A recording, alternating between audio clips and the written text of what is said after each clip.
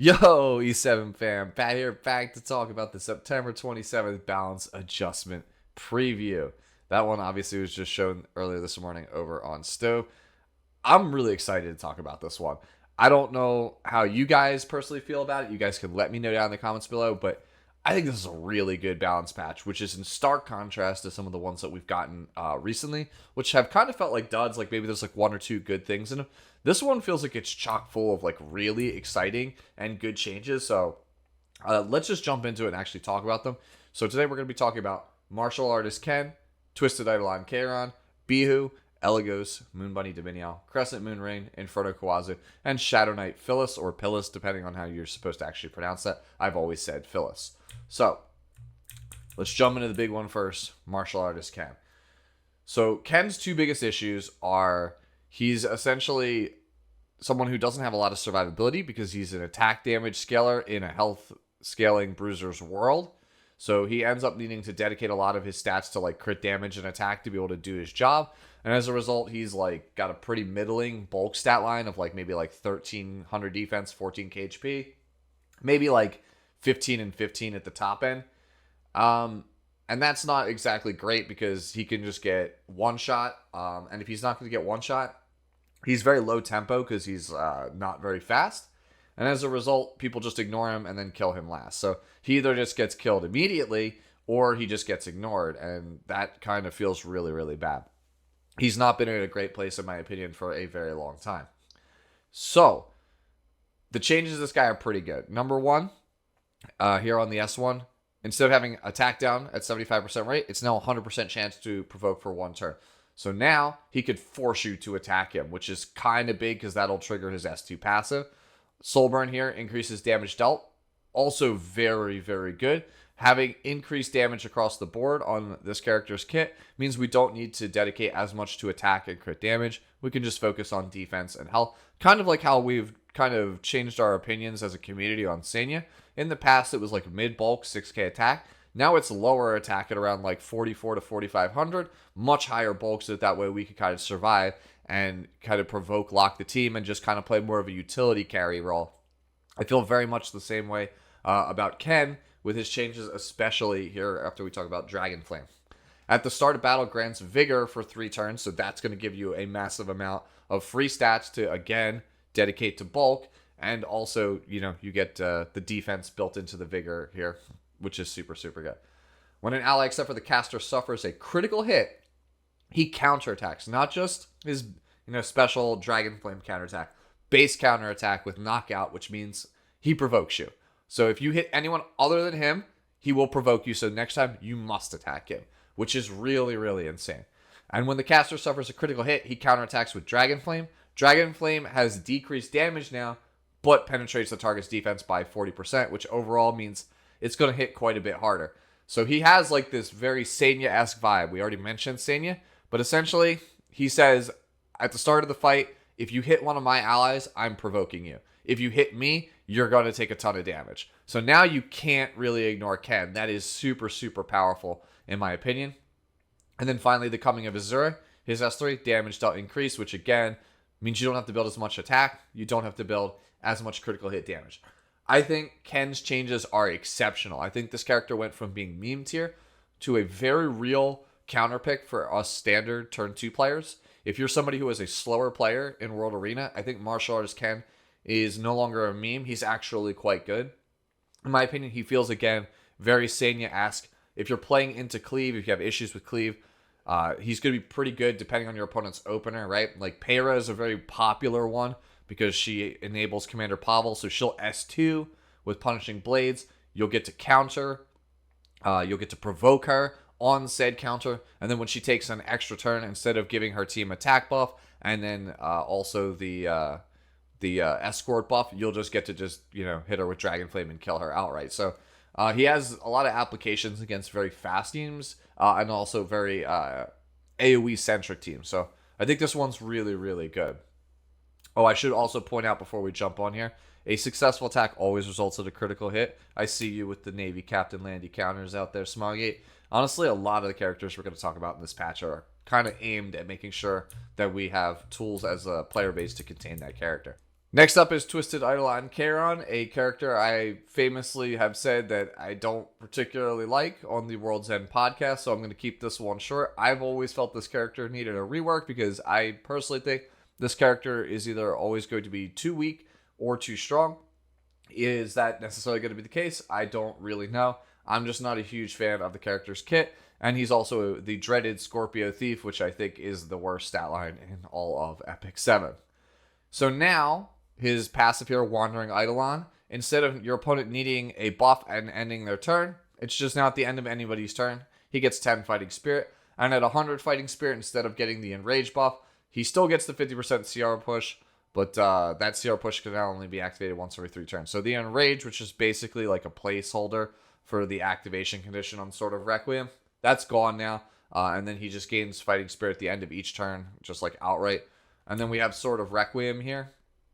This is the move that either did 2,000 fixed damage or at max did 10,000 fixed damage.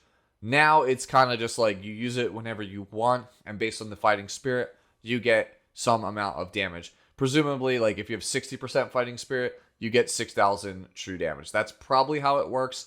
I'm not going to, know for sure until we actually see the damage multipliers. Definitely increases his usability. Is it enough? I'm not so sure. I highly recommend, if you are somebody who is looking to build or play Twisted Eidolon Charon, you guys check out Hinojin. I will put his Twitch up here on the screen. I think he is probably the person with the most amount of games played on Twisted Eidolon Charon. So if you're looking for high-level Charon content, he's definitely someone I think you should actually check out. Next up is Biho. So I think Biho is already pretty good in my opinion. I think this character is really slept on. He was played at Worlds, if I'm not mistaken. I think he is just a very good bridge. And what I mean by that is like he's really good as somebody who can play a role in the 260 to 280 space. Like he's not fast enough to be an opener, but he's certainly fast enough to get over most of the mid-speed characters like your Mediator Coerix or like your faster end tanks like Last Rider Crow. He's kind of that middle ground between the slower and the faster characters, hence bridge. He's really, really strong for somebody in that speed bracket. Me personally, the only thing I really think he needs is to make it so that his S1, you always get Incinerate as opposed to Scorching Flare at 100% rate. And lo and behold, when used on the caster's turn, activates Incinerate instead of Scorching Flare.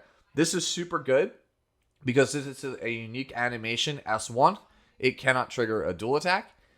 And since it's a burn, which innately resists some defense from the opponent, it's pretty good into characters like Lionheart Sirmia, which surprisingly, I don't really, know why I'm saying this, but character feels like it needs a couple more answers when you're like playing standard versus standard because she's so strong post buff. So anything that you could kind of use to get a little bit of an edge on your opponent against her is going to be super welcome. So I think this is like a really, really good change.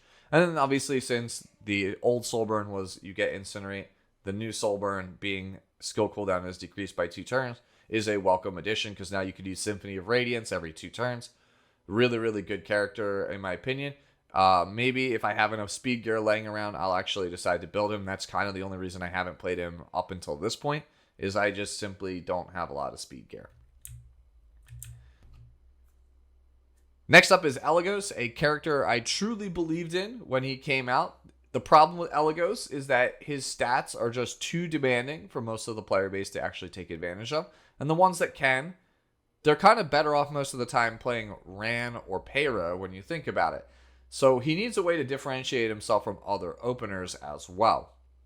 So as for what he got here, his S2, the Cleaner, now has its damage increased. That's the briefcase. Sometimes it wouldn't kill, so that's definitely a welcome change. But the big one here is that he gets a new buff, increased hit chance before attacking on his S3 Cloak and Trigger. And that's really, really big. So he's kind of like an anti-dodge unit now with the increased accuracy. But he's also a red unit that can control blue units. So if you're like an aggressive player, you could have Elegos use Cloak and Trigger on Icarina, Deathbreaker to completely reduce her damage, give her that target debuff so that way she takes even more damage and throw her all the way back. So if you're an aggressive player, this is really, really strong. And even then, like if you're somebody who could kind of want to play aggro, you could have this be a character like alongside of like Last Piece Corinne versus like Odin or Remnant Violet. You can basically say, hey, here's my like super fast character that's going to be able to like dunk your character, and that's pretty good. And since he's a ranger, he can sit in Guiding Light, so certain openers can't actually interact with him.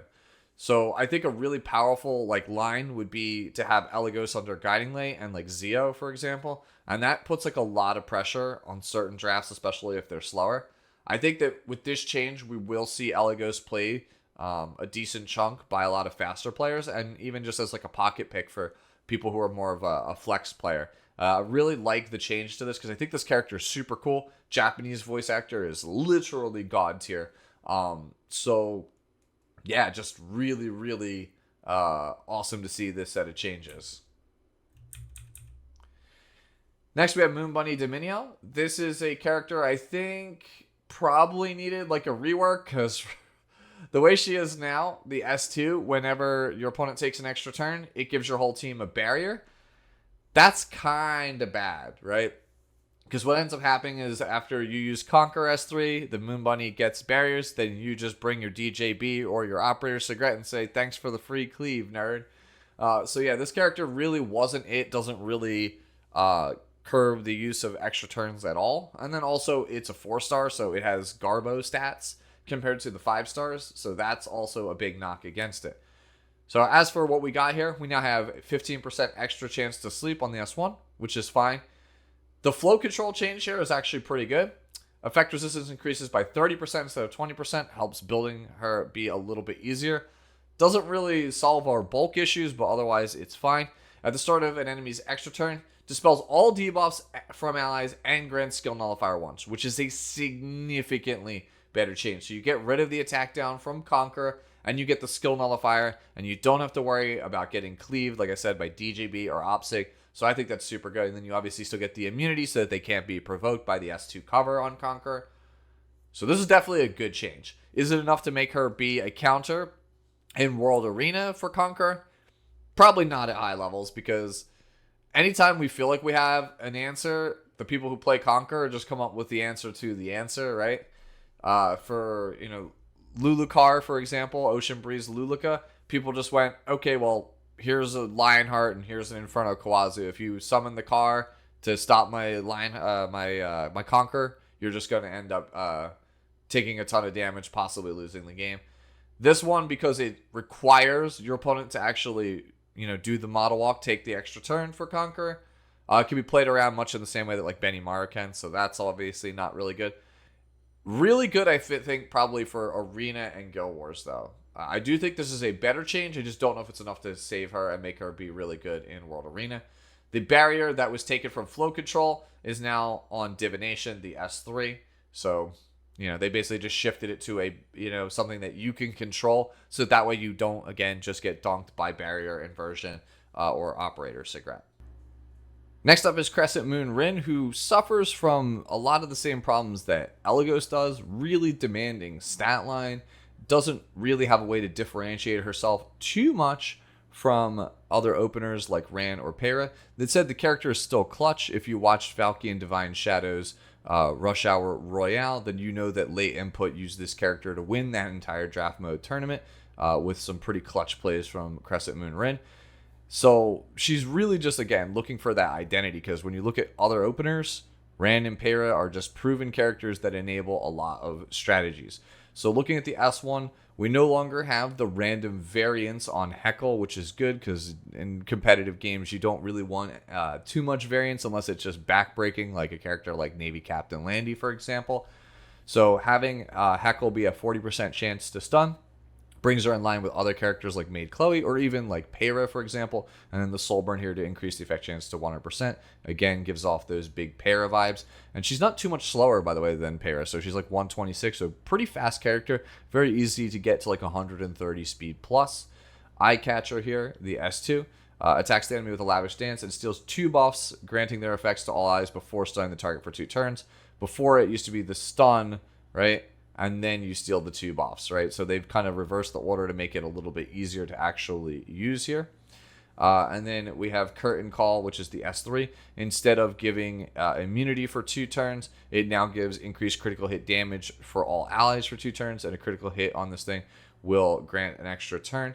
I'm not really 100% sure about it needing a critical hit here. I guess it's just to kind of be like a balancing factor, because before it was just if it steals the buffs, you're good to go, right? That was kind of like how it worked. So now, again, you need that critical hit chance, which kind of burdens her with a bit more gear. So I guess you now have to, for sure, go for a critical hit chance necklace, as opposed to just being able to build bulk stats and have her be reasonably tanky for how fast she actually moves in the game. But overall, I think that these are actually pretty decent changes for people who are trying to play Commander Pavel or Jacko Valentine, because you'll have a character in the back that has, essentially 2 turns to actually be able to stun, right? So that's just really powerful in and of its own right. You can essentially have a turn where you might be able to stun multiple characters, like 2, possibly 3 if you proc RNL, and that's just, again, really, really powerful. Like, just imagine going S3, stun somebody with Chains of Chiron, take an extra turn, Eye Catcher, stun a target, RNL procs, Heckle, Soulburn, stun another target. So this character has definitely some high roll potential, some inherent value, and then obviously you get the critical hit damage buff, which makes your Commander Pavel or whatever have you, your Jacko Valentine, do that much damage. Commander Pavel maybe not so much, because he's usually near the crit damage cap when he's built, because he's largely on destruction. But I could see people kind of changing their builds to accommodate, go to only 300 crit damage, get the attack quite a bit higher, so that way they can actually leverage the critical hit damage from this. So if you're like a dedicated cleaver, maybe like attack percentage necklace might be the way to go now on Commander Pavel, depending on how popular Crescent Moon Rin is. So this is definitely, I think, a really good change.